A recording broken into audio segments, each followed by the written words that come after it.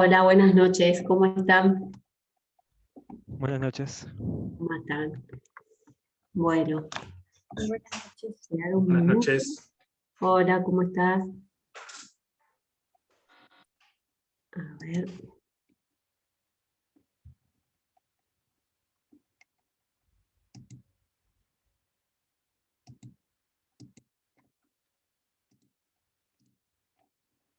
Bueno. Bueno, ¿cómo estuvieron con todo lo que vimos hasta acá? ¿Bien? ¿Les quedó alguna duda? A ver si puedo compartir pantalla. Todavía no. Ignacio, ¿estás? Ah, Ignacio se está conectando. Sí, acá estoy, profe. Ah, muy bien, Ignacio. Ahí está para compartir después. Bueno. Vos, Ignacio, ¿querés comentar o hacer un pequeño resumen de lo que vimos la clase anterior en 2 minutos? Bueno, nosotros más que nada lo que vimos en la primera clase fue buscar una definición o cómo nace también el derecho comercial. Dijimos que es un derecho consuetudinario que nace por los comerciantes y que se regía por la costumbre. Perfecto. Si bien es difícil buscar una definición, ya que depende también del momento histórico y del lugar. Sí. A veces, bueno, ponía el acento en el comerciante y otras veces ponía en la actividad de comercio. Dijimos que una definición moderna sería que es un conjunto de normas y principios específicos que regulan la actividad económica en el mercado y en el tráfico de bienes. ¿Y el código el nuevo código, qué es lo que toma de todo eso? Nosotros dijimos que en el código lo que tomaba directamente era en las actividades y el acto de comercio. La actividad económica organizada. ¿Y de qué, Exactamente. ¿sí? ¿Qué artículo? ¿De qué artículo hace mención? ¿Qué artículo se menciona? Es el único artículo donde se hace mención al empresario o al cuasi empresario. El que habla de qué, de libros. Yo no quiero mandar, pero no lo anoté en el artículo, pero creo El que 1320. El 320, perdón.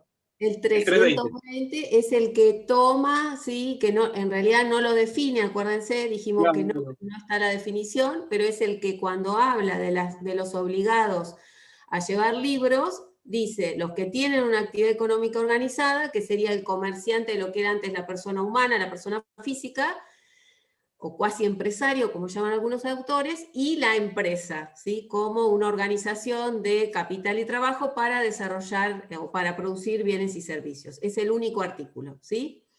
Está bien. Entonces, la última etapa de todo ese desarrollo sería la que toma el Código Civil y Comercial, que dice que todo gira alrededor de la actividad económica organizada. Muy bien. Los actos de comercio, ¿los encontramos en el Código Civil y Comercial? Esto va para todos. ¿Ailén? No los encontramos, ¿sí? No hay artículo 8, no hay artículo 5, no hay artículo 7. No encontramos, no hay más distinción entre actos civiles y actos de comercio. Muy bien, hasta ahí sería lo que vimos, o sea, vimos todas las etapas y vimos qué quedó o qué encontramos del Código de Comercio en el nuevo Código Civil y Comercial. Y ahí habíamos visto como un cuadro donde decíamos qué es lo que no está más y qué es lo que encontramos en algunos artículos del código. Ahora vamos a seguir, vamos a volver con representación y mandato, pero vamos a dejar claro bien lo de los sujetos. El sujeto siempre protagonista de nuestra materia hasta la sanción del Código Civil y Comercial fue el comerciante, ¿sí? Recuerden que el Código de Comercio derogado, a pesar de ser objetivo, de seguir al Código francés, que era un código objetivo, el artículo 1 definía al comerciante. ¿Sí? Algunos dicen, era objetivo con tintes subjetivos. ¿Por qué? Porque el comerciante era el protagonista de nuestra materia. Gracias al comerciante se desarrollaba toda la actividad comercial.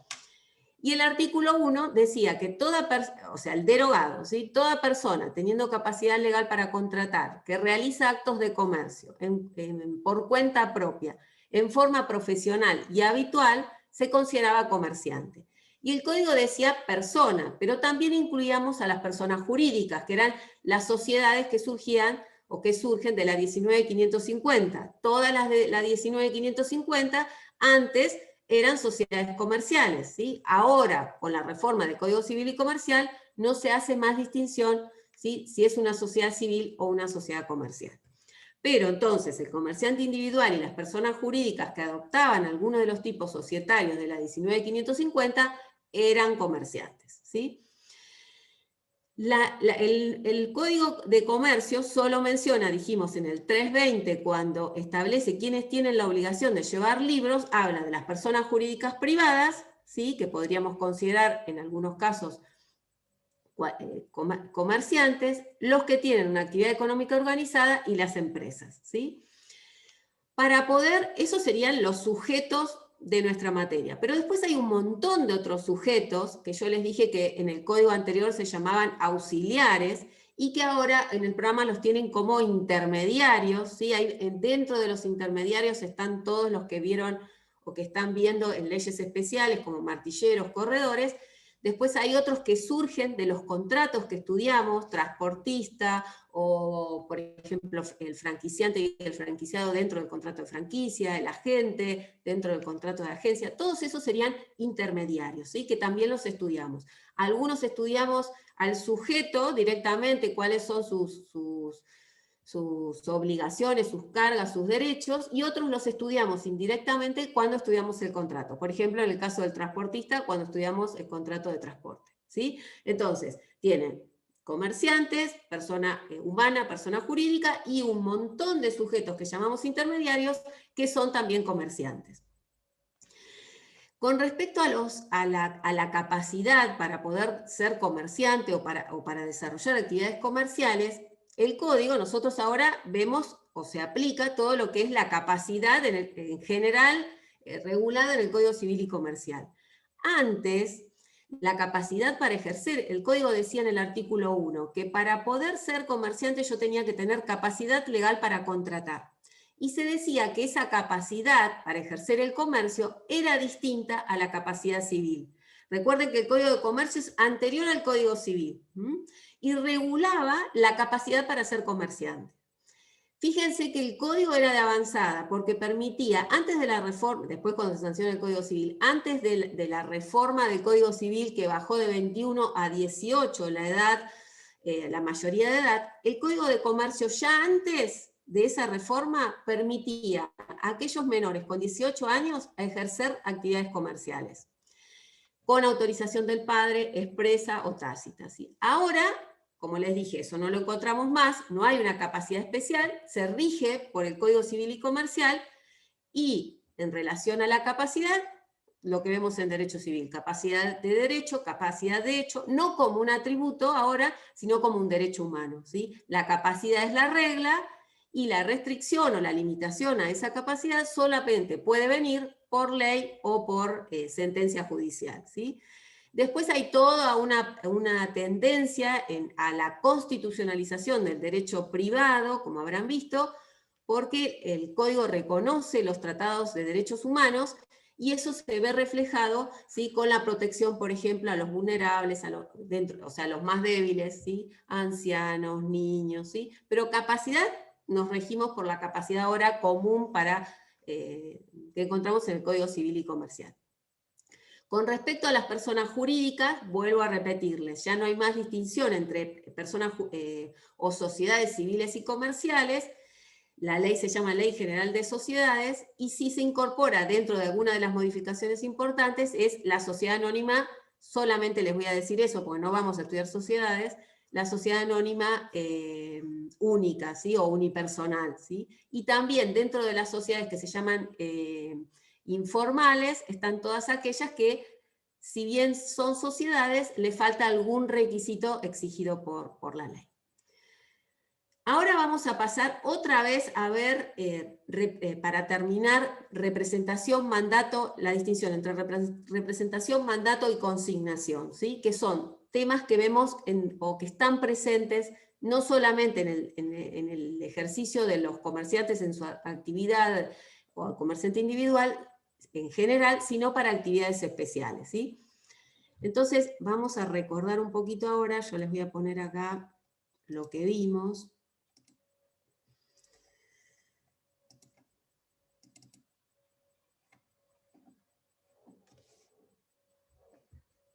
Ahí, ¿esto lo ven? Sí, se ve, Sí. pero en chico, está chiquito. Está chiquito, a ver si lo puedo poner más grande. ¿Llegan a leerlo por lo menos? O más o menos. Sí, sí, se lee. Sí. Después se si lee quieren, bien. te los Sí. voy a dejar. A ver si lo puedo poner más grande.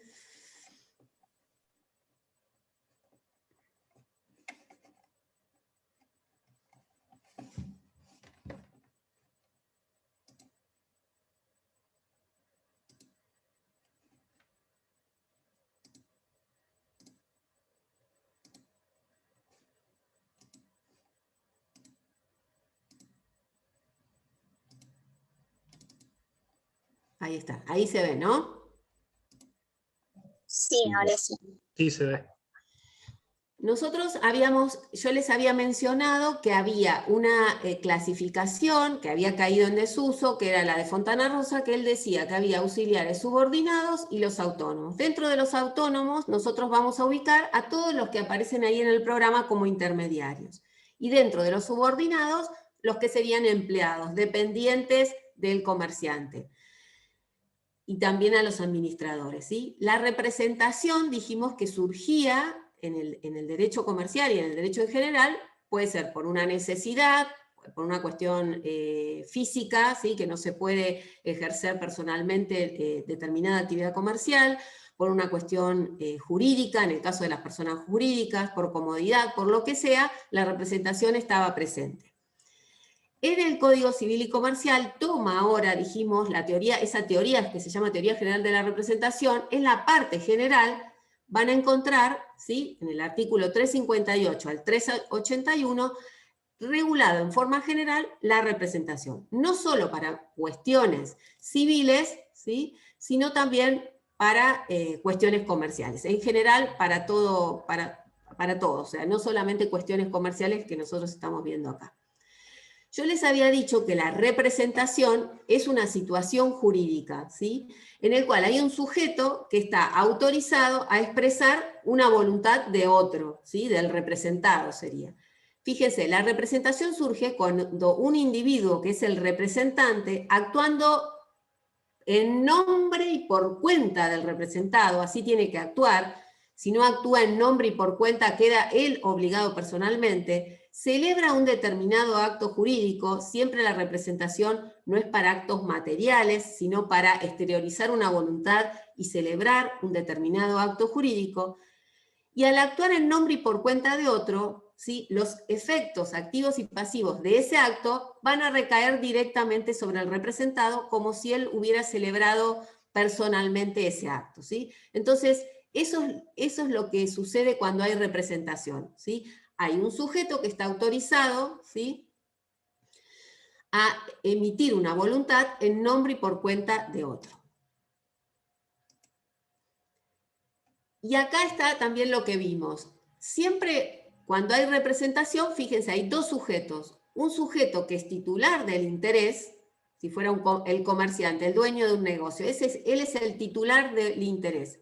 Y hay otro sujeto que es el que va a emitir la voluntad, por ejemplo, su administrador. Hay dos sujetos distintos. Si no hubiera representación o si no existiera un administrador en ese negocio, el mismo sujeto es titular de interés y es él mismo el que va a emitir la voluntad. Lo que ocurre en la representación es que se divide, ¿sí? Dos sujetos. Y el efecto que se produce es que una vez emitida la voluntad por parte del representante, ¿sí?, todos esos efectos recaen sobre el representado y crean un vínculo directo entre el representado y el tercero, ¿sí? Las condiciones, bueno, acá están en realidad las relaciones, dos relaciones, una relación entre el representante y el representado en virtud del poder, o sea, el poder o el apoderamiento, el representante tiene que tener un instrumento, o a veces es la ley, que lo autorice a actuar. Él va a poder hacer todo lo que está dentro de ese poder, todo lo que está fuera del poder no obliga al representado. Y después una relación entre el representado y el tercero, ¿sí?, que sería el negocio, ¿sí?, el acto que se celebra. Esa relación o ese negocio se celebra gracias a la actuación del representante, ¿sí? Entonces ahí tienen las dos relaciones y los efectos que se producen. Condiciones. El poder, o sea, el apoderamiento, ¿sí? El poder es el instrumento. Acuérdense que la representación es la facultad para declarar o exteriorizar una voluntad en nombre y por cuenta de otro. En cambio, el poder, el apoderamiento, es el instrumento, el documento que me va a autorizar a mí a actuar como representante. Y la contemplatio domini es invocar que estoy actuando en nombre y por cuenta, porque si el representante no lo hace, queda obligado él, ¿sí? Queda obligado él frente al tercero. Por eso es importante invocar que estoy actuando en nombre y por cuenta de otro. El representante no va a quedar, si actúa de esa manera, no queda obligado frente al tercero, ¿sí? Hay veces que el código sí lo prevé, es que el representante puede garantizar el negocio. Normalmente él lo que hace es transmitir una voluntad, pero puede garantizar el acto celebrado si así se pacta. Pero en principio él queda solamente como un intermediario. La clasificación clásica de representación la divide en representación propia, que es la que vimos recién, donde el representante actúa en nombre y por cuenta del representado, y la representación impropia, que algunos dicen que no es una verdadera representación. El representante, fíjense, actúa en nombre propio, pero por cuenta del representado. El ejemplo de la representación impropia, que lo vamos a ver ahora dentro de un ratito, es la consignación o la comisión. En el caso de la comisión o la consignación, actúa en nombre propio y por cuenta de otro. Entonces, los efectos en esta representación son distintos, porque en la representación impropia va a quedar directamente obligado el representante porque él está actuando en nombre propio. Después vamos a ver cómo funciona el contrato, o la operatoria, o lo que hace el consignatario. ¿Qué dice el código? El código, en varios artículos, como vimos, regula la representación. Nos vamos a detener en este, que es el 358, que dice que la representación siempre es para ser realizada por actos entre vivos, siempre que la ley no establezca lo contrario, que no puede existir o que no autorice la representación, y la divide en representación voluntaria, legal y orgánica. Los efectos en estos tres clases de representaciones son los mismos que vimos. El representante actúa en nombre y por cuenta, queda obligado, ¿sí?, el representado. En la representación voluntaria, el representante o esa representación surge por voluntad del representado. Yo decido designar un representante. En la legal es la ley la que dice que quién representa a una determinada persona o cuándo tiene que haber representación. Por ejemplo, en el caso de las cuestiones de familia, ¿sí? Patria potestad, tutela, curatela. Y en la representación orgánica es la representación que surge o que tienen las personas jurídicas, que surgen esa representación de sus estatutos. Algunos dicen que también esta representación sería orgánica, porque la ley dice quién representa a la persona jurídica, ¿sí? Pensemos que las personas jurídicas, a diferencia de la representación de las personas humanas o físicas, no tienen voluntad, y esa representación, ¿sí?, es necesaria para expresar esa voluntad. Entonces, por ejemplo, en una SRL, el representante orgánico sería el gerente. En una SA sería el director, ¿sí?, de esa SA, sin perjuicio que haya otros representantes, ¿sí? Pero estas serían las 3 clases de representación que prevé la ley. Esto también lo vimos recién. El 351 es el que establece los efectos de la representación. O sea, todo lo que hace el representante, ¿sí? o lo que puede hacer, tiene que surgir del poder o de la ley. Y de esa manera obliga al representado. Todo lo que está fuera de lo que dice el poder o la ley, ¿sí? no obliga al representado.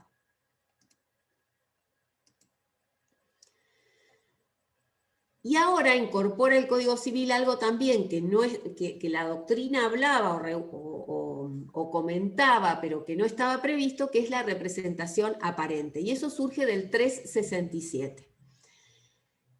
El 367 dice, cuando alguien ha obrado de manera de inducir a un tercero a celebrar un acto jurídico, dejándolo creer razonablemente que negocia con su representante sin que haya representación expresa, se entiende que le ha otorgado tácitamente poder suficiente. El 367 dice que no hay un poder o una representación expresa, pero yo representado dejo actuar a una determinada persona como si fuera mi representante. Se crea frente al tercero una apariencia, como dice el artículo, por lo tanto se considera que hay una representación tácita, ¿sí? Que yo estoy autorizando a esa persona, a pesar de no tener un poder, a actuar de esa manera. Fíjense, la apariencia origina representación, esa situación que se crea frente al tercero. Y este artículo, el 367, es el único artículo que menciona a los factores y dependientes. Yo les había dicho que el Código de Comercio derogado regulaba dentro de los auxiliares del comercio, regulaba en extenso la función que cumplían los factores o administradores de un negocio o de un establecimiento comercial y los empleados o dependientes. Lo regulaba en forma detallada. Todo eso no lo encontramos, solo los encontramos en este artículo que habla de representación aparente. ¿Qué dice el artículo? Es que se presume que una persona que actúa como administrador dentro de un establecimiento comercial tiene ese poder, o sea, por más que no tenga el poder escrito, pero administra, ¿sí? Se presume que hay una representación tácita. También pasa con los empleados. Es muy difícil desarrollar una actividad comercial si para cada actividad comercial necesito darle poder, un poder o un instrumento que autorice a un dependiente a actuar dentro del negocio. Siempre ponemos el ejemplo de, no sé, un café, ¿sí? Donde ustedes toman un café, le pagan al mozo y se considera, se presume que esa persona está autorizada a cobrar, ¿sí? A esto se refiere estos incisos que están enunciados en la representación aparente. Se presume que está autorizado a administrar por más que no tenga el poder y si, por supuesto, si está actuando dentro de un determinado establecimiento. Igual que los dependientes que están dentro del establecimiento. Si ustedes van a un negocio, hay una caja, ustedes saben que pagar o la compra que hicieron la van a pagar en la caja y que esa persona está autorizada, aunque no tenga un poder que de hecho no lo va a tener. Y en el caso de los dependientes que entregan mercadería fuera, o los empleados que entregan mercadería fuera del establecimiento, ocurre lo mismo, se consideran que están autorizadas a hacerlo, ¿sí? Entonces, este artículo es el único artículo que los menciona, ¿sí? Ya no están más regulados. ¿Está claro entonces esto de representación? Y ahora lo vamos a ver cómo queda con el mandato. ¿Ven esto de mandato? No, se quedó en representación. Se quedó en representación. Bueno, entonces lo voy a cerrar.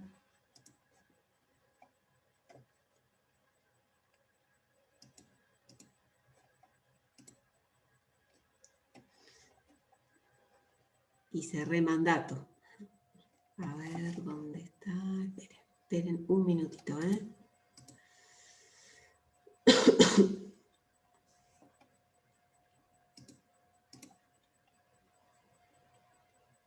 Lo perdí.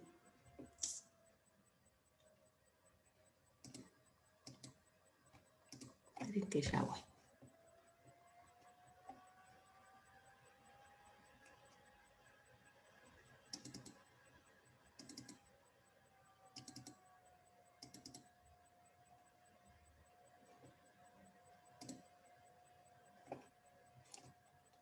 Un minuto, que quiero mostrárselos, pero...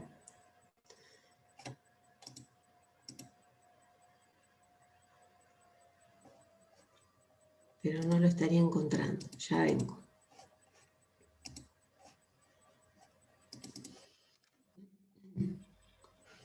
Ahora vamos a ver la relación, que algo les mencioné en la otra clase, la relación que hay con el mandato.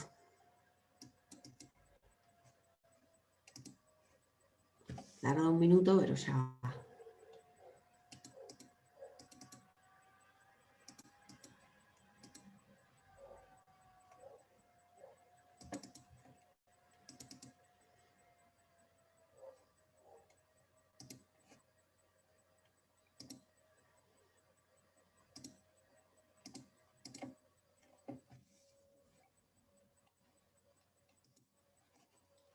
Ya estamos, tengan paciencia. A ver, acá.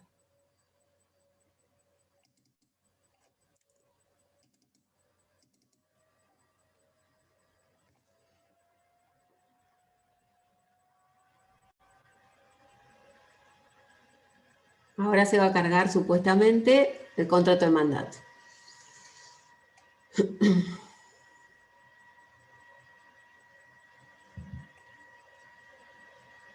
El contrato de mandato, ahí está. ¿Lo ven? Díganme que sí, por favor. Sí. Ahí va.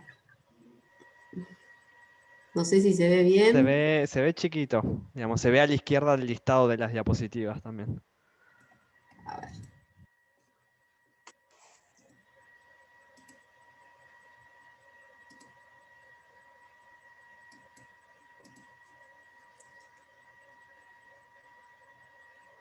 Esperen, ¿Ahí lo ven un poco más grande? Sí, ahora sí. Bueno. El contrato de mandato, que también lo tienen ahí en el programa, en la parte de intermediarios, tenía, como otros contratos, tenían doble regulación. Estaban regulados en el Código Civil, el mandato civil, y el mandato comercial en el Código de Comercio. Igual que el contrato de compra-venta, depósito, prenda, ¿sí? Tenían doble regulación. El contrato de mandato en el Código de Comercio era comercial cuando tenía por objeto actos de comercio, por ejemplo, la administración de un negocio. Ahora ya no hay más distinción de mandato civil y comercial, y está regulado en el 1319 al 1334. Nosotros dijimos que el contrato de mandato no lo podíamos confundir con representación ni con poder, ¿sí? El mandato, fíjense lo que dice el artículo, hay contrato de mandato cuando una parte se obliga a realizar uno o más actos jurídicos en interés de otra. El mandato implica que el mandante le da al mandatario un encargo que realice un determinado acto jurídico, ¿sí? Y ese acto jurídico que va a realizar el mandatario lo hace en interés del mandante.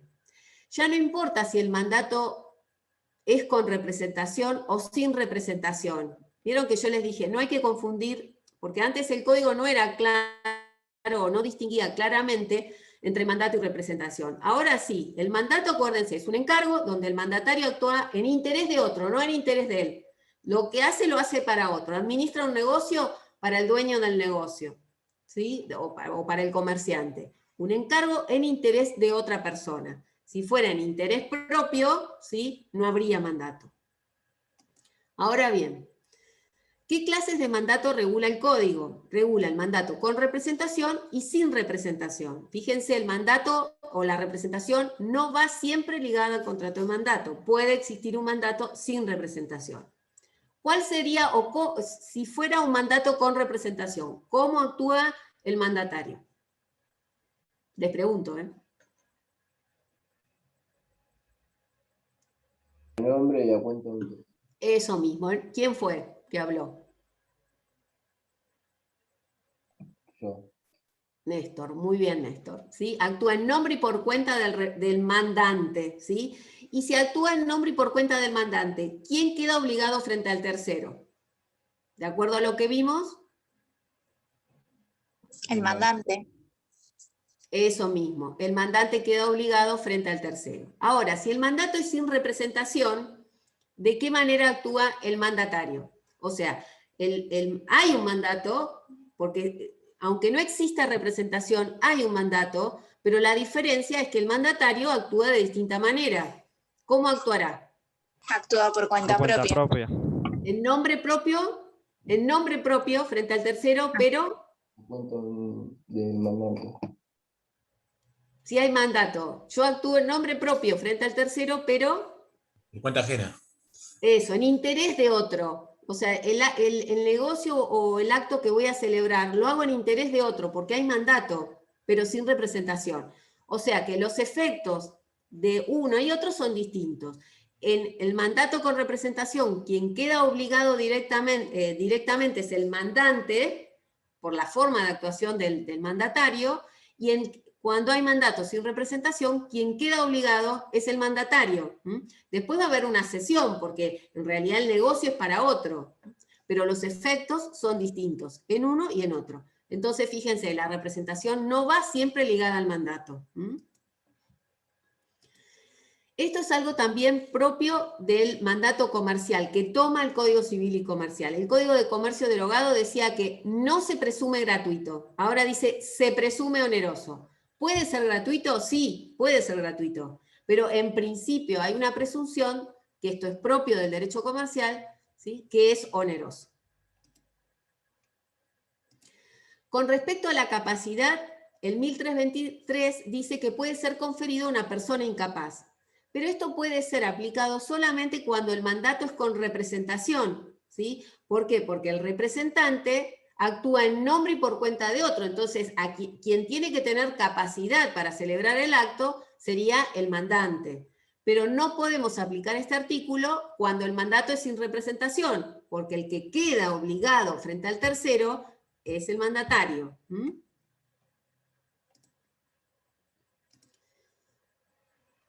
Y el último artículo que regula el mandato de esto, establece... profesora?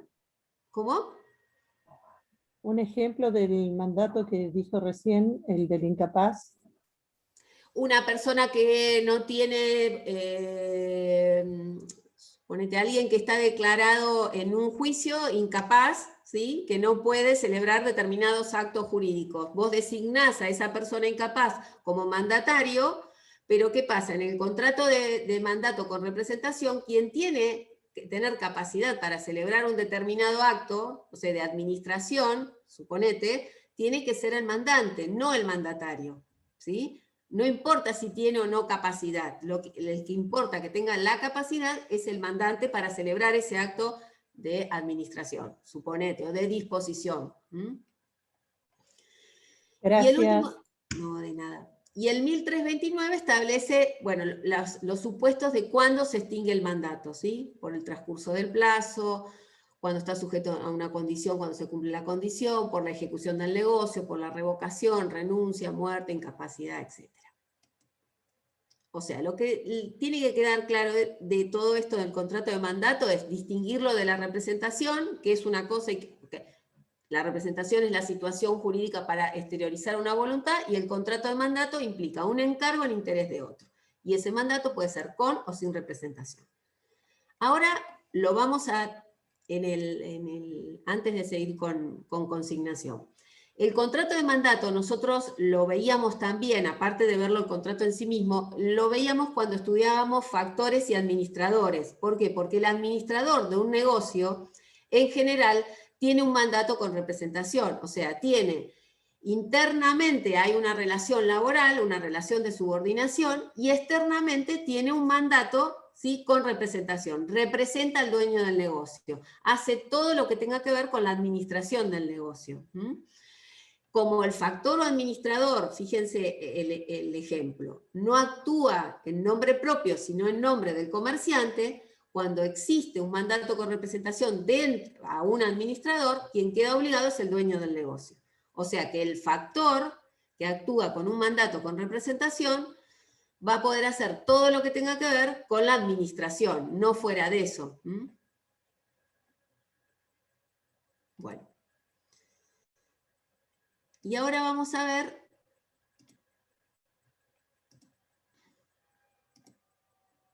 consignación. El contrato de consignación, ¿lo ven ahí? Sí. ¿Sí? Bueno. Bueno, no, yo no, todavía. Ah, se está abriendo. Ahora de a poco se va a ver. Ahí. ¿Ahí se ve? Sí, ahora sí. Contrato de consignación lo tienen también en el módulo 5, pero yo ahora se los voy a explicar para que ustedes vean la diferencia que hay con el mandato con representación, ¿sí? El contrato de consignación es un mandato, es un ejemplo de mandato sin representación. Hay un encargo y en este caso el consignatario va a actuar en nombre propio, pero en interés de otro. El contrato de consignación en el código, ustedes lo van a encontrar después del contrato de mandato, o sea, el código regula mandato con representación, sin representación, y después regula el contrato de consignación. Que en realidad algunos autores dicen que no era necesario regular el contrato de consignación porque es un mandato sin representación, ¿sí? Ahora van a ver cómo funciona. Está regulado en forma especial, después del contrato de mandato van a encontrar el contrato de consignación, 1335 a 1344. Hay contrato de consignación cuando el mandato es sin representación. O sea, si yo les dijera, denme un ejemplo de mandato con representación, ustedes me dicen el factor o administrador de un negocio. Un ejemplo del mandato sin representación dentro de lo que estudiamos en Derecho Comercial es la consignación, ¿sí? La particularidad que tiene este mandato es que se da un mandato para vender cosas muebles, ¿sí? Solamente el código regula la consignación para la venta de bienes muebles. Por ejemplo, ustedes tienen muebles de su casa, mesas, sillones, y los quieren vender, los llevan a un consignatario y el consignatario se va a encargar de vender esos bienes muebles. En nombre, o sea, él lo hace en nombre propio, pero en interés de ustedes, que son los dueños. O se utiliza también para el ganado, por ejemplo, ¿sí? Consignación. La consignación siempre es para la venta de bienes muebles. Lo que se critica es para qué regularon el contrato si en realidad ya está regulado el mandato sin representación. Pero bueno, lo van a encontrar como contrato de consignación. Fíjense que dice acá, para la venta de cosas muebles, no inmuebles, solamente venta de cosas muebles. Antes, en el Código derogado, al igual que en el Código Civil y Comercial, la figura del consignatario, fíjense que ahí en el módulo 2, cuando habla de intermediarios, nombra al mandatario, el consignatario, ¿sí? No lo estudiamos directamente como lo estudiamos martillero. Acá se estudia a través del contrato de consignación. Y en el código derogado se regulaba como una especie de mandato, o sea, el código derogado decía, el mandato comercial tiene por objeto actos de comercio, y puede ser el mandato con representación era mandato comercial, y el mandato sin representación se llamaba comisión o consignación. Fíjense que acá dice comisión. ¿Qué diferencia hay entre la comisión y la consignación? El código no van a encontrar el contrato de comisión, solamente consignación. Se dice que la comisión es el género y la consignación es una especie. ¿Por qué? Porque la comisión sería, por ejemplo, nombro un comisionista para hacer un traslado, lo habrán escuchado o lo habrán utilizado, un comisionista para que me haga una mudanza de Mar del Plata a Tres Arroyos. Un comisionista para que realice alguna operación bancaria, para contratar un seguro, ¿sí? En cambio, la consignación, que es una clase de comisión, ¿me van siguiendo? ¿Me van entendiendo? Sí. Sí, ¿Sí? doctora. Sí.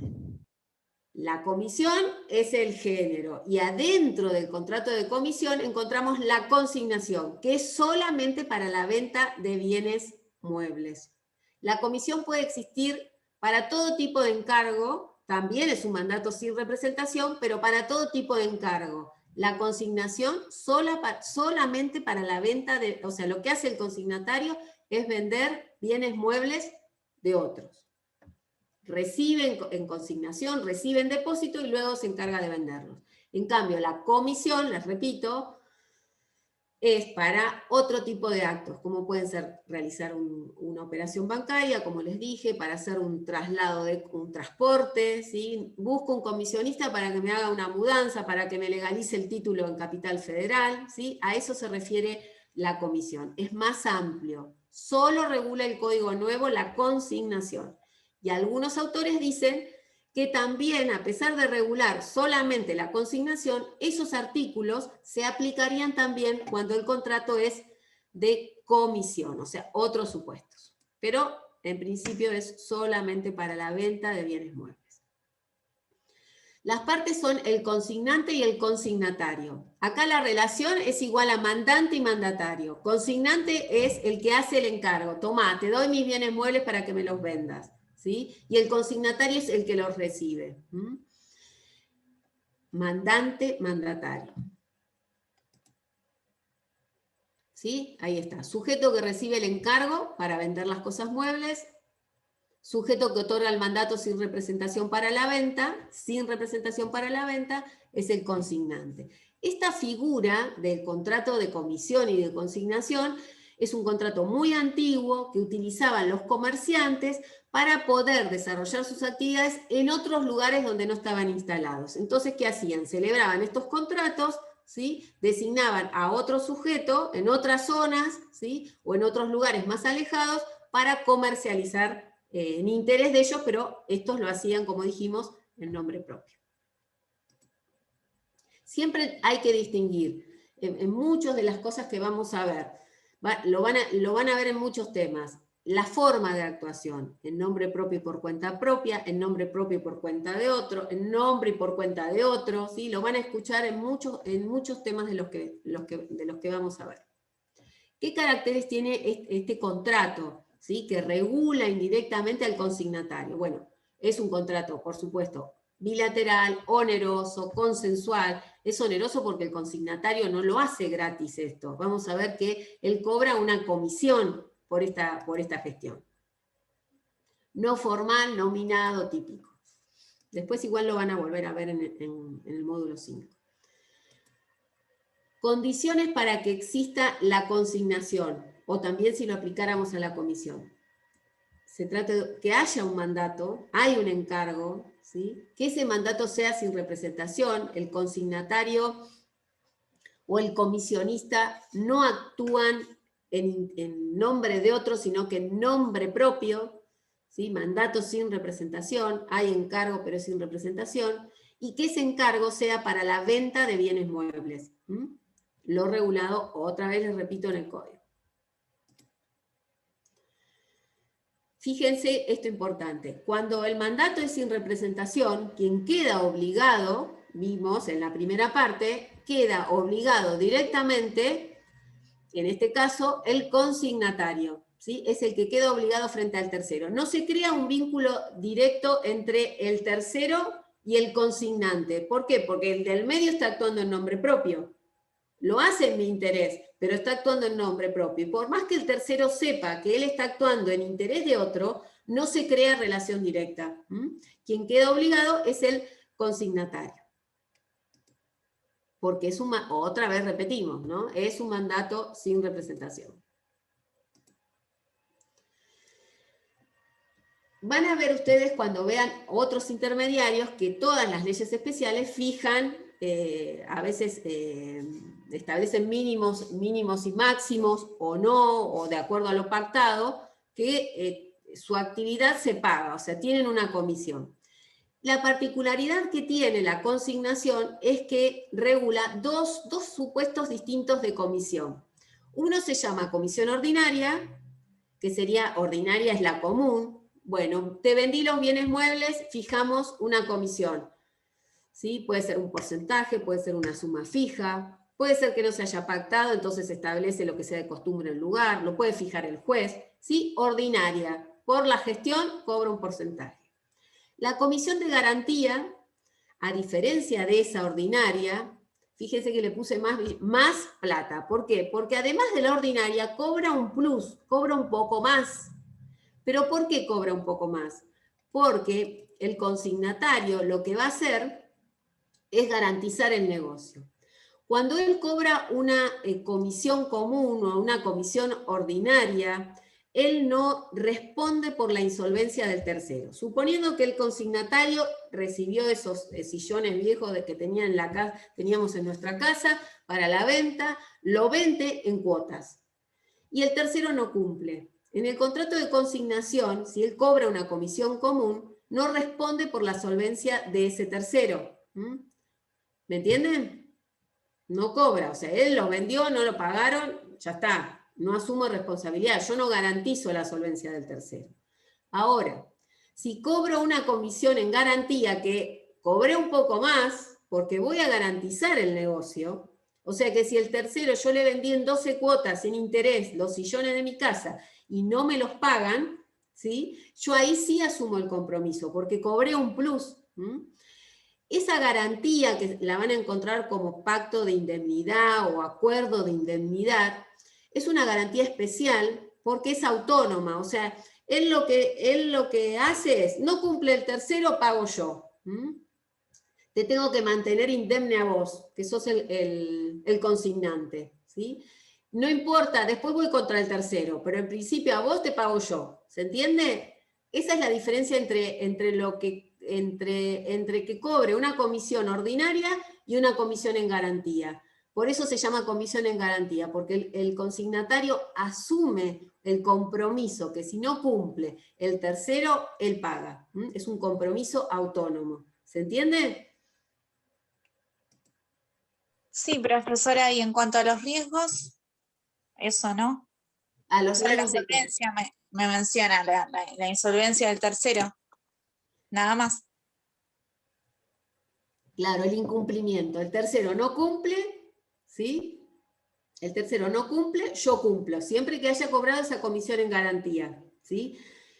Si no se cumple, si no existe esa comisión y el tercero no cumple, yo no asumo un compromiso frente al comitente, ¿sí? O al consignante.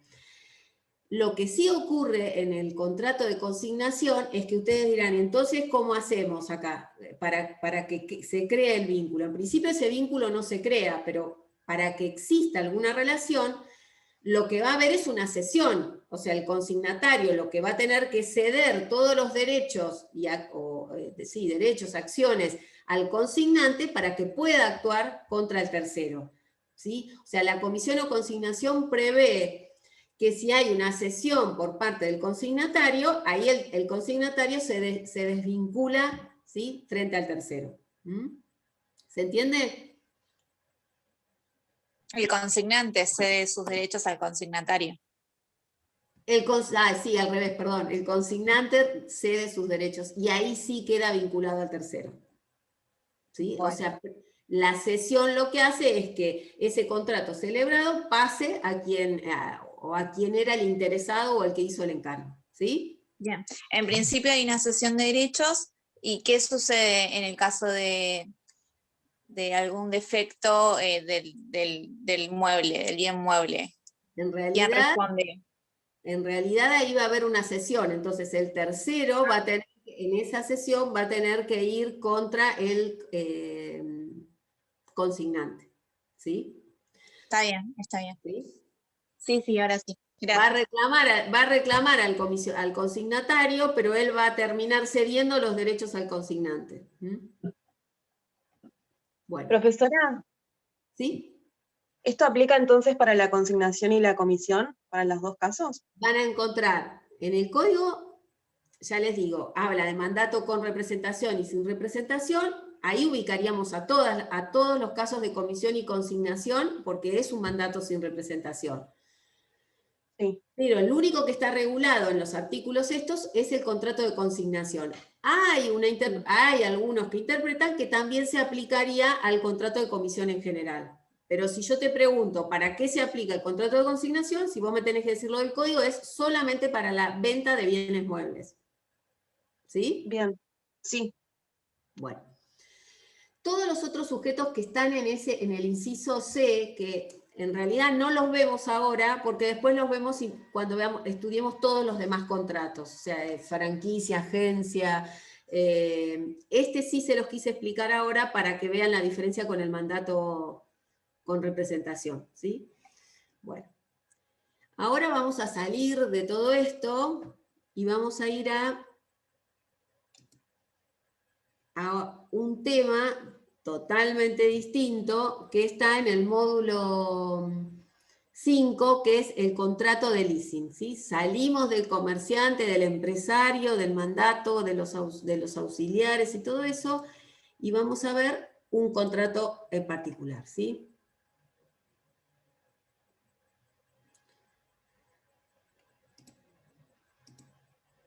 Yo ahora ya voy a empezar a ver, o vamos a empezar a ver contratos en particular, algunos contratos del módulo 5. ¿Lo ven? No. ¿No lo ven? No, no tampoco. Ahí voy.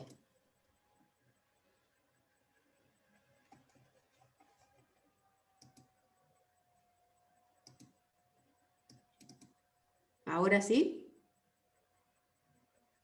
¿Sí? Sí. Ahora lo Pero ven. hay que ampliarlo. Ahí lo vemos. Ahí lo ven grande, ¿no? Sí. Sí, sí. Perfecto. Bueno. Olvidémonos de todo lo que vimos. Comerciantes, libro, mandatos, ¿sí? Para empezar con otro tema totalmente distinto. Bueno. El contrato de leasing está regulado, ahora incorporó el Código Civil y Comercial la regulación del contrato de leasing en los artículos 1227 a 1250. ¿Cuáles son los antecedentes? Antes, el contrato, en principio, cuando nosotros utilizábamos el contrato de leasing, no tenía una regulación. Sí estaba o tenía lo que se llama tipicidad social, o sea, se utilizaba el contrato en la práctica y había tenido, a través del uso, una forma, la doctrina, la jurisprudencia lo va tipificando de esa manera. Y las primeras leyes que mencionan la posibilidad que las entidades financieras puedan celebrar este tipo de contrato es la 18061, que es la ley una ley de entidades financieras, luego fue reemplazada por la 21526, donde permitía a las entidades financieras dar en leasing o dar en locación, como se decía, bienes. La primera ley que hay en nuestro... Yo voy hablando, si no entienden algo, me dicen y volvemos para atrás. La primera ley en nuestro país que regula el contrato de leasing, pero no en forma integral, no todo el contrato, sino solo el leasing inmobiliario, es la 24441, que es de 1995, y esa ley es una ley ómnibus, es la ley de fomento a la vivienda, construcción, fomento a la vivienda y financiación. Decimos que es ómnibus porque regula varios institutos, dentro del cual está el leasing, pero van a encontrar también fideicomiso, letras, un montón de temas. Esa ley, la 24441, que regulaba parcialmente el contrato de leasing, y por eso se lo criticaba, porque el leasing es un contrato muy importante como para estar dentro de otra ley, fue en el año 2000 que a través de la 25248 se regula en forma integral, ahora sí, el contrato de leasing. El nuevo Código Civil y Comercial incorpora en su articulado el contrato de leasing y la ley, esa ley que les mencioné, mantiene en vigencia 2 o 3 artículos nada más. Alguno que habla de concursos y quiebras, del tomador y del dador, y algo de impuestos, ¿sí? Pero después todos los artículos fueron trasladados al Código Civil, algunos se reformaron, otros se derogaron, ¿sí? Pero ahora lo van a encontrar dentro del Código.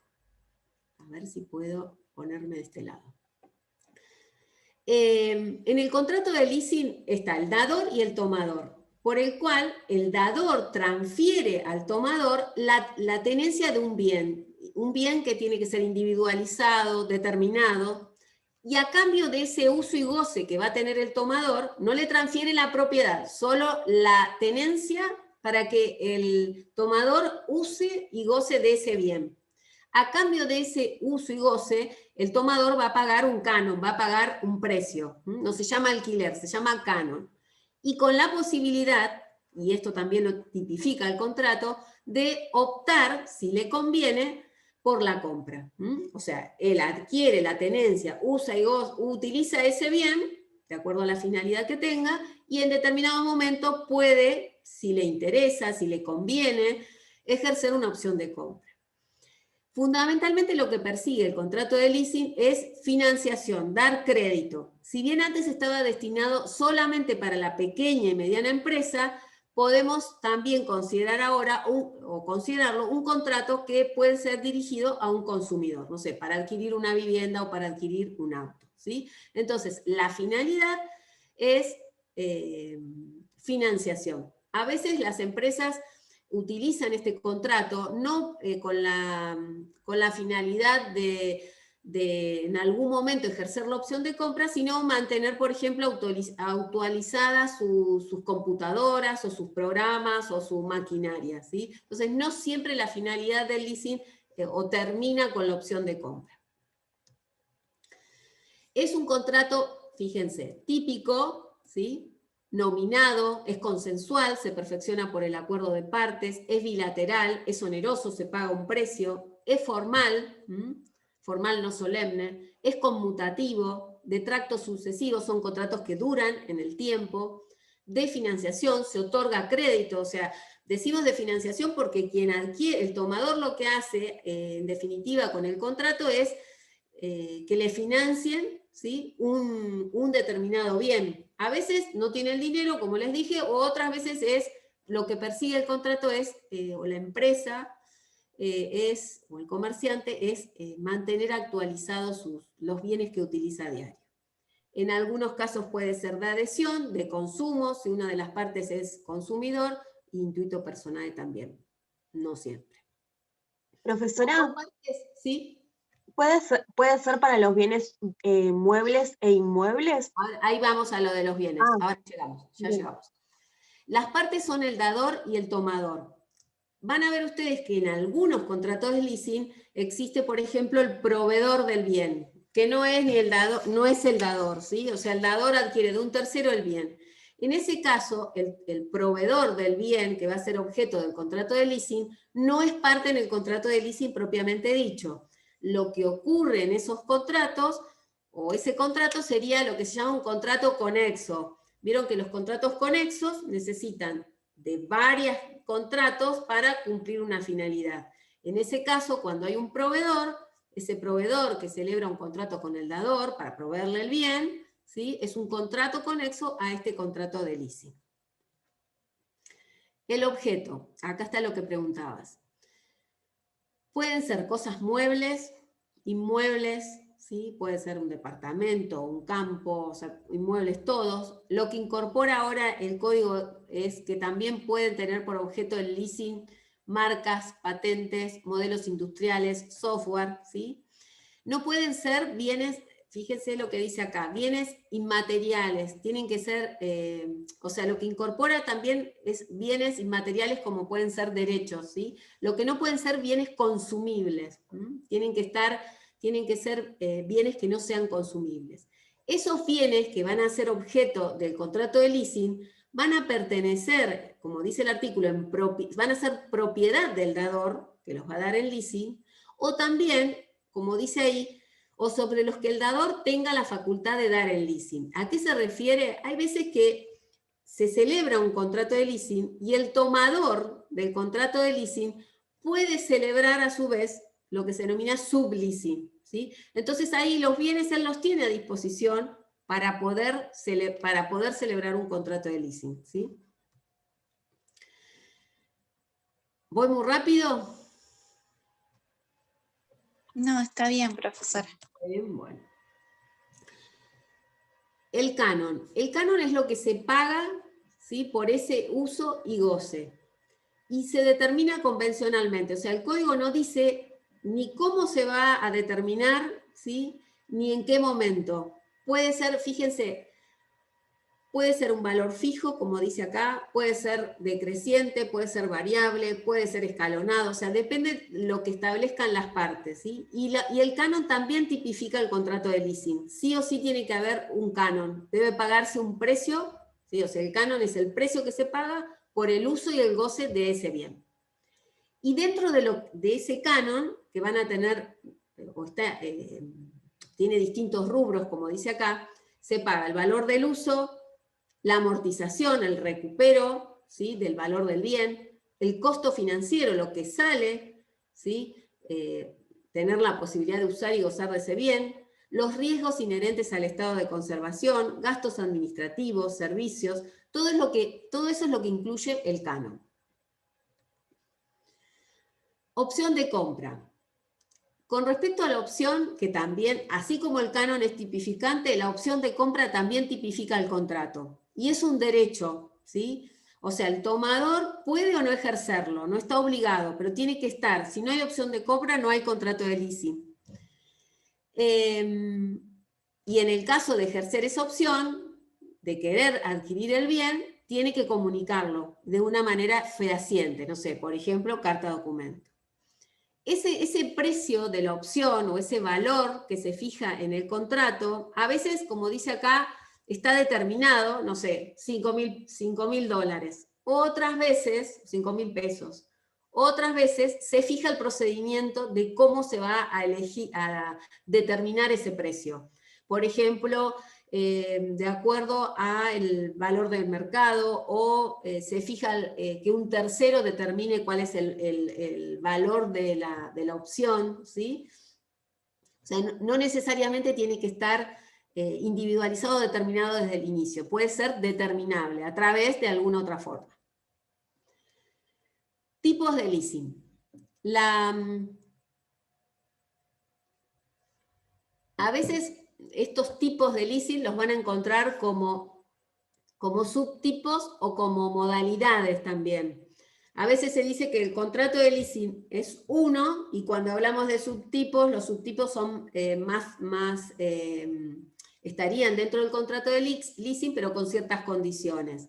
Y las modalidades son también dentro del contrato de leasing, pero más flexibles. Nosotros, para hacerlo más fácil, vamos a decir que son especies del contrato de leasing, ¿sí? El leasing tiene las características que les mencioné recién, ¿sí? Uso y goce del bien que recibe el tomador en tenencia, o la tenencia de ese bien, a cambio paga el canon con la opción de compra. Y acá tienen estas 4 clases: el leasing financiero, el subleasing, el operativo y el leasing back o retro. Todos están regulados en el 1231 en los distintos incisos. Fíjense, el leasing financiero, inciso A, B y C. En el leasing financiero hay intermediación financiera, o sea, el dador actúa como un intermediario. Puede ser o un banco o puede ser una sociedad que celebre o que se dedique a celebrar contratos de leasing, pero actúa como un intermediario. Y el bien que va a entregarse al tomador, a veces ese bien lo elige el tomador, le dice al banco: quiero el auto que vende tal marca, o las maquinarias que vende tal empresa, o a veces lo adquiere el tomador y luego el dador se lo adquiere, ¿sí? O sea, pero lo importante es que en el leasing financiero el dador actúa como un intermediario. El tomador no tiene el dinero, entonces quien va a poner el dinero es esa entidad financiera o esa sociedad, que lo adquiere a un tercero, ¿sí? Y ahí aparece el proveedor, ¿sí? Ese otro contrato que es conexo al contrato de leasing. Entonces, el ejemplo o la definición de leasing financiero lo van a encontrar, inciso A, B y C, son todos ejemplos de intermediación financiera. El leasing operativo, que es el del inciso D, también, fíjense, el dador conviene con el tomador el uso y goce de un bien para destinarlo al equipamiento de su empresa en virtud de su costo o depreciación tecnológica. Y por el contrario, el tomador puede destinar el bien para su consumo final. O sea, puedo adquirir un bien para una fábrica o para consumo personal. En este caso, la diferencia que hay con el financiero es que el dador, como dice ahí, es el que lo fabrica, es el que le importa, o el que se dedica a comercializarlo, no es una entidad financiera. Entonces, en esa operación o en el leasing operativo, el dador lo que hace es comercializarlo, es una operación de cambio, no de financiación o de intermediación financiera, como los otros dos casos. Leasing retro. Este está en el inciso E. Y acá fíjense lo que pasa. El tomador tiene un bien, puede ser por ejemplo un inmueble, dentro de su patrimonio, pero ese inmueble es de lo que se llaman activos ilíquidos, o sea, lo tiene como un activo pero inmovilizado. Entonces lo que va a hacer para obtener dinero, ¿sí?, es vender ese inmueble al dador y a su vez celebrar un contrato de leasing, ¿sí? O sea, la empresa no quiere deshacerse de ese inmueble, lo que quiere es obtener crédito, ¿sí? Entonces lo que hace es vende al dador el inmueble y a su vez celebra un contrato de leasing. Lo va a poder seguir utilizando ese bien, ¿sí? Va a poder usar y gozar del bien, de alguna manera le da liquidez y en algún momento va a ejercer la opción de compra, seguramente, ¿sí? ¿Se entiende? O sea, este bien pertenece a él. Dice, la operación en la cual el propietario de un bien transfiere o vende al dador el bien, que a su vez se lo vuelve a ceder. Y ahí hay contrato de leasing, ¿sí? Entonces, de esa manera, el inmueble que le pertenece, él le da liquidez, puede obtener dinero para seguir produciendo, para instalarse en otra zona, pero el inmueble lo va a poder recuperar. Y el subleasing, que es el último inciso, el inciso F, el dador no necesariamente tiene que ser el propietario poseedor. En principio puede serlo el propietario poseedor para darlo en leasing, pero puede ser que el bien esté a su disposición o que pueda celebrar un subleasing. O sea, él es tomador, ¿se entiende? Pero a su vez el contrato lo habilita para poder celebrar un contrato de leasing con un tercero. A eso se llama subleasing. Sería como un leasing de segundo grado.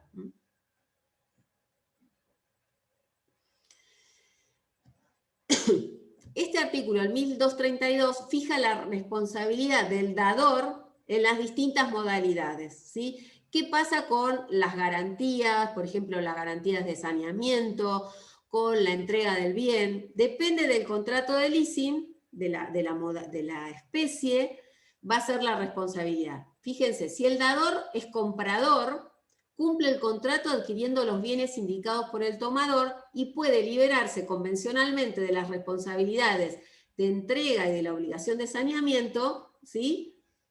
Porque el leasing es financiero y el bien, ¿sí?, lo entrega un tercero. O sea, depende de la modalidad para determinar cuál es la responsabilidad del dador. Ahora, si él es el propietario, el fabricante, importador, vendedor o constructor, no puede liberarse porque él lo está fabricando. Entonces, él es responsable de entregarlo y también de la obligación de saneamiento. Ahora, si el dador le compra el bien al tomador y luego le da el leasing, tampoco responde porque el bien es del tomador y él tiene el bien. Entonces, no hay responsabilidad del dador.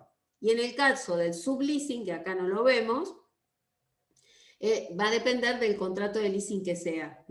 Acuérdense que en el subleasing es un leasing de segundo grado, entonces hay que ver qué características tiene el leasing originario. Plazo del contrato. En el contrato de leasing no hay mínimos, o sea, no hay un plazo mínimo ni máximo. El plazo siempre del contrato de leasing va a depender del bien, de las características del bien, ¿sí? Y no se aplican los mínimos y máximos del contrato de locación, ¿sí? Siempre se fija el plazo convencionalmente. Vamos hasta acá, ¿van entendiendo? Oscar, ¿sí? ¿Va bien? Bueno. Sí, profesora. Bueno. La forma del contrato. Dijimos que es un contrato formal, no solemne. Entre partes el contrato es válido, ¿sí? No importa si no cumplimos con las formas que establece la ley. Entre partes siempre es válido. Suponiendo que lo hago por escritura y no lo inscribo. El contrato es válido. El tema es que si nosotros no cumplimos con las formalidades que dice la ley y no lo inscribimos, como vamos a ver ahora, ese contrato no es oponible a terceros. Entonces, ustedes recuerden que el bien salió del patrimonio del dador para entregarlo al tomador. ¿sí? El bien pertenece, es propiedad del dador, pero lo dio en leasing, y el tomador va a tener la posibilidad de ejercer la opción. Entonces, ¿qué pasa con los acreedores de las partes? ¿Sí? Por eso, para que el contrato sea oponible a terceros en general, y en especial a los acreedores de alguna de las partes, hay que inscribirlo. En principio, si el objeto del leasing es un inmueble, es un buque o una aeronave, se hace por escritura pública. Y en los demás casos, que acá no lo vemos, por cualquier demás casos, si no es un inmueble, buque o aeronave, se puede hacer por instrumento público o privado. Para que el contrato, como les dije, sea oponible a terceros, hay que inscribirlo en un registro. Si no, el contrato es inoponible.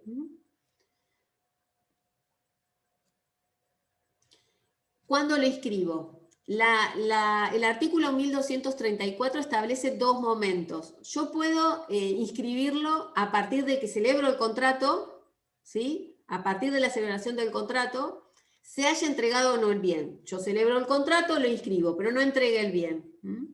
La inscripción es, fíjense, la inscripción es independiente de la fecha en que se debe hacer entrega a la cosa, pero a partir que lo inscribí, es oponible a terceros. Ahora, si las partes quieren que ese contrato produzca efectos en relación a terceros desde la entrega del bien objeto del leasing, es necesario, fíjense lo que dice el artículo, realizar la inscripción dentro de los 5 días hábiles posteriores. Pasado ese término, dice, se produce ese efecto desde que el contrato se presenta para su registración. Cosa importante esto, no hay un registro único donde nosotros podamos inscribir todos los contratos de leasing, ¿sí? Depende del bien.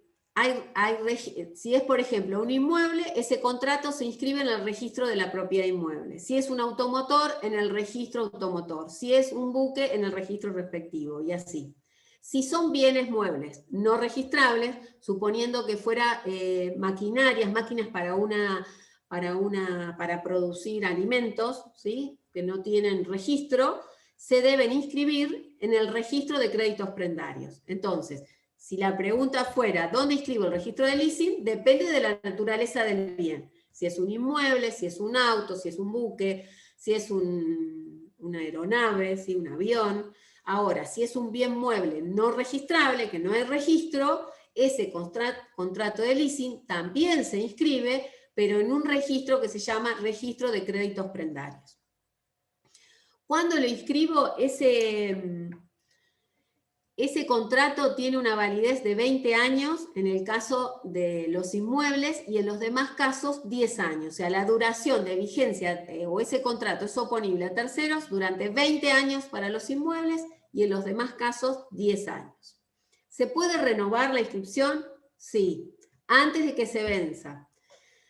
Y lo puede hacer, o sea, antes de que se venzan los 20 o los 10 años, lo puede pedir el dador, ¿sí? O por orden judicial. No distingue cuántas veces se puede pedir, pero se supone que una sola vez, salvo que sea por orden judicial, porque esto es similar a la prenda con registro, que en ese caso se podrá hacer todas las veces que fuera necesario. Entonces acuérdense, el contrato tiene una forma, ¿sí? Se debe inscribir. Si no se inscribe entre partes es válido, pero es inoponible a terceros. Derechos esenciales que tiene el tomador. El tomador, hasta tanto no ejerza la opción, no es propietario. No puede venderlo. O si es un inmueble, no puede darlo en garantía. No es de él, no puede disponer. Solamente puede usar y gozar del bien. Tiene que, de acuerdo al destino que tenga ese bien, ¿no? Y tiene la opción de compra. Las obligaciones que tiene el tomador son utilizar ese bien, y hasta acá vamos a llegar hoy. Las obligaciones esenciales que tiene el tomador son utilizar ese bien, de acuerdo al destino que tiene, y pagar todos los gastos que se hayan pagado, ordinarios y extraordinarios, ¿sí? Todo lo que sea gastos de conservación, seguros, impuestos. Y hasta aquí llegamos. Entonces, la próxima lo vamos a terminar. Redondeando. El contrato de leasing está tipificado, ¿sí? Es un contrato fundamentalmente de financiación. Las dos partes son el dador y el tomador. El dador entrega al tomador un bien mueble, inmueble, o puede ser un derecho, como una marca o una patente. Habría que ver si se formaliza, pero bueno, está previsto en la ley.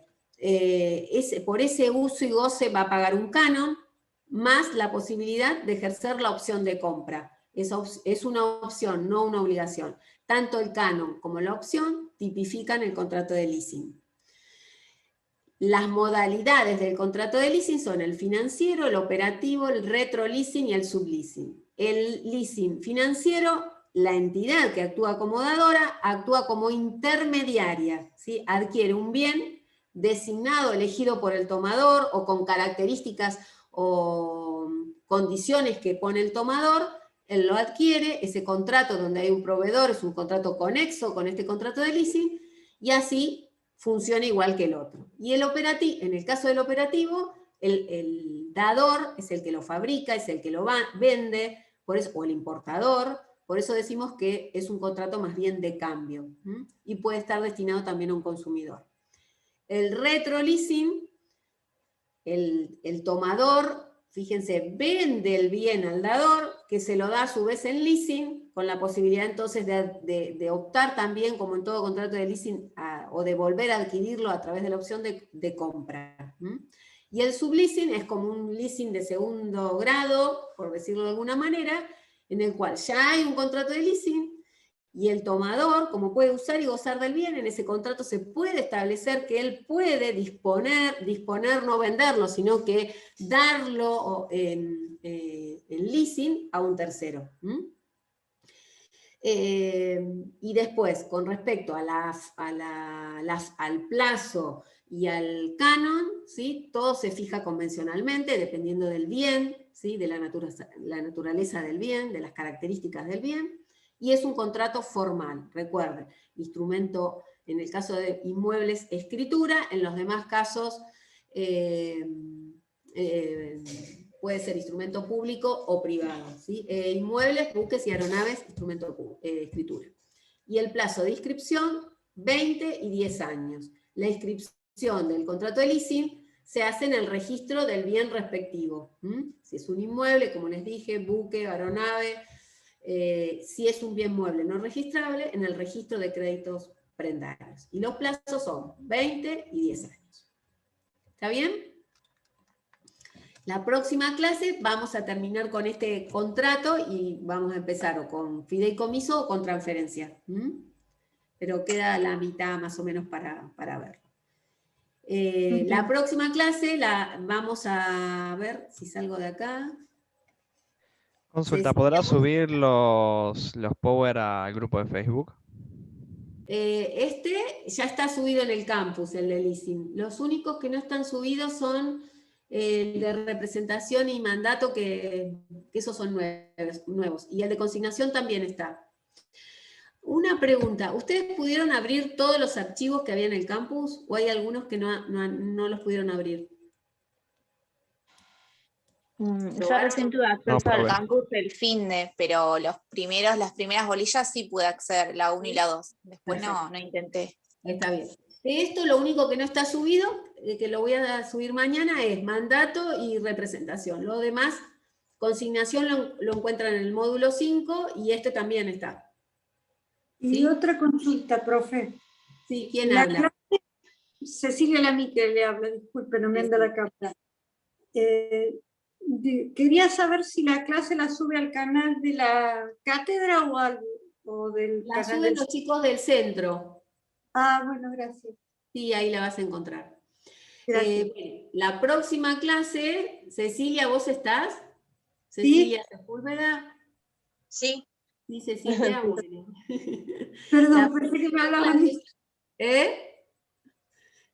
Cecilia, y vamos a ver, había visto que ahora no me acuerdo, que no lo veo, pero bueno, no importa. Cecilia, Hugo, vos también te animás a hacer un pequeño, como hizo hoy Ignacio, resumen de leasing. Sí, doctora. un pequeño comentario como para seguir adelante después. Cecilia, te quedaste Dale. muda. Sí, Muy sí, bien. sí. Muy bien. Bueno, ¿quedó claro entonces, Lizzy? ¿Sí? Bueno. Sí, sí, doctora. Bueno, la próxima clase entonces seguimos con esto y empezamos con otro. Muchas gracias. Bárbaro. Nos vemos. Gracias. Chao, buenas noches. Gracias, buenas noches. Tengan linda semana. Chao, chao. Igualmente. Igualmente.